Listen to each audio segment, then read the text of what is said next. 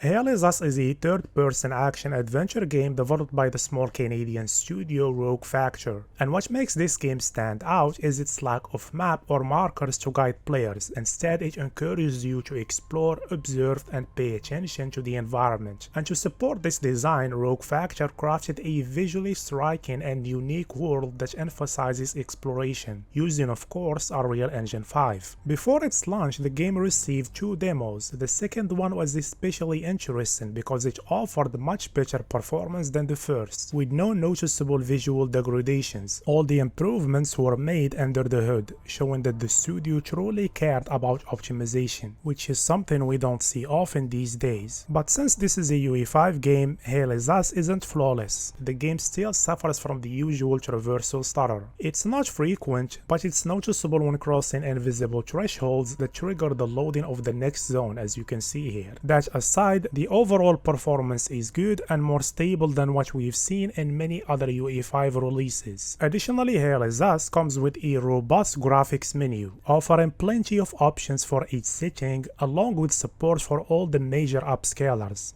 So let's kick off by taking a look at these upscalers, but first it's worth highlighting a persistent bug carried over from the demo. In this game, changing the graphics preset also changes the resolution scaling. This slider should only affect TSR, but that's not the case, because it impacts other upscalers as well. For instance, here with DLSS quality, I am getting around 79 FPS. But if I switch the preset from Ultra to very high and then back to Ultra, performance drops because DLSS ends up running at 80% instead of the intended 66% for quality mode. The only workaround right now is to toggle between the modes to reapply the correct scaling. Now moving on to the upscalers, at 1440p using quality mode, XeSS delivers very stable results, while FSR3 and TSR show noticeable shimmering and noise.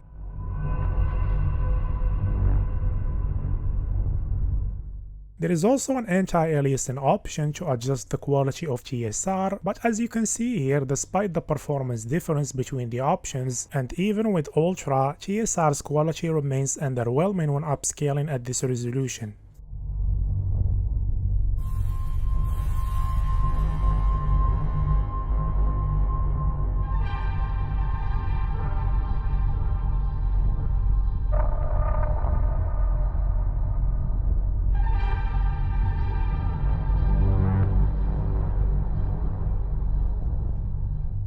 Let's move on to the graphics settings, starting with effects. This one adjusts the shading quality of certain materials, effects, and particles, as well as terrain blending. And we can see the visual impact here with the raindrops and the terrain. And switching from high to ultra yields minimal visual improvements, even for special effects, as you can see here. Performance-wise, there is around 3% cost when going from low to high, and about 5% when going up to ultra. So for this one, I recommend high. Moving on to foliage, this one as usual adjusts foliage density, but it also controls the level of detail of trees and other vegetation, as you can see here. In terms of performance, there is a 5% cost when moving from low to medium, 9% when switching to high, 11% to very high, and 15% when going up to ultra. But on other scenes like this one, the performance cost is more significant, with 16% when going from low to very high and 20% when moving up to ultra. Therefore, I recommend keeping foliage at medium, and if you have enough performance headroom, use high. Next we have global illumination. This one controls the quality and accuracy of lumen diffused lighting. Moving from low and medium to high increases the coverage of global illumination, enhancing lighting on finer geometry, and going further to very high and ultra adds more ambient shadows and bounce lighting. Additionally, low and medium exhibit more boiling artifacts compared to the higher options, as you can see here. Performance-wise, the real cost only comes in at very high and ultra with about a 12% drop, so I recommend keeping global illumination at high.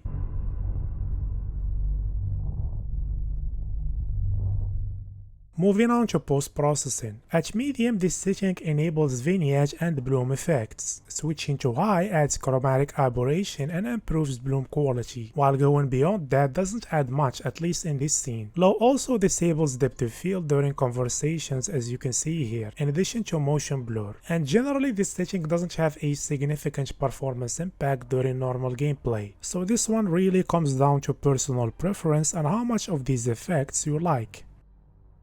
Let's move on to reflections. On low, reflections are completely disabled on some bodies of water and glossy surfaces. Medium and high bring them back, while very high and ultra improve their stability and make them less noisy. Performance-wise, similar to global illumination, the real cost only shows up at very high and ultra with around a 7% drop in this scene. However, in reflection-heavy scenes, the cost is significantly higher, with very high and ultra leading to an 18% performance drop. Therefore, I recommend keeping reflections at high.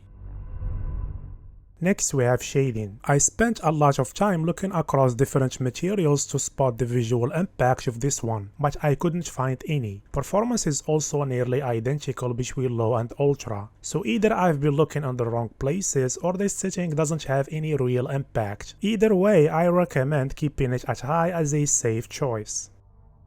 Moving on to shadows. At low and medium, shadow animation is limited to those closer to the camera, and overall shadow softness is reduced. And as with many Unreal Engine 5 games, this setting also impacts volumetric effects, as you can see here. And in some areas like this one, low and medium can affect volumetric shadows, which slightly alters the look of the scene. Performance-wise, there is around a 9% cost when going from low to high, 16% to very high, and 20% to ultra. So for this one, I recommend high for the best balance, though medium can be a good fallback if you're struggling with performance. Let's move on to textures. Here the biggest visual jump occurs when moving from low to medium, as this significantly improves anisotropic filtering. And beyond medium, improvements are much more subtle. For 8GB GPUs, anything above medium can max out VRAM usage, leading to noticeable stuttering and inconsistent performance. Because of this, I highly recommend keeping textures at medium if you are using an 8GB GPU. Lastly, we have view distance. This one controls the render distance of trees and vegetation farther away from the camera. And as you can see here, beyond high, there is no significant visual improvement. This is reflected in performance as well, with around 4 to 5% cost when going from low to high and above. So for this one, I recommend high or very high. So given everything we've discussed so far, these are my recommended settings for Hell Is Us.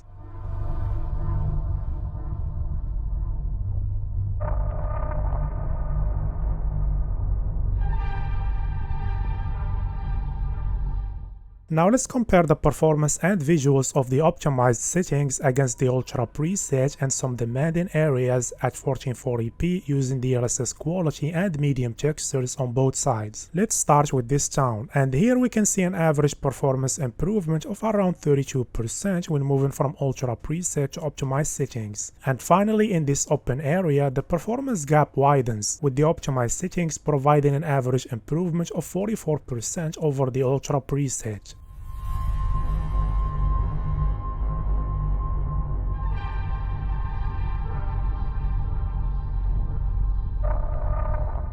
Before ending the video, I want to give a quick shout out to my Patreon. If you are able and would like to directly support my work, consider becoming a patron to get access to the highest possible quality of my latest videos, including this one. And a big thank you to all my supporters, and thanks to you as well for watching until the end. If you enjoyed the video, leave a like, and if not, leave a dislike. Don't forget to subscribe and hit the notification bell so you don't miss any future videos, and hopefully I'll see you all in the next one.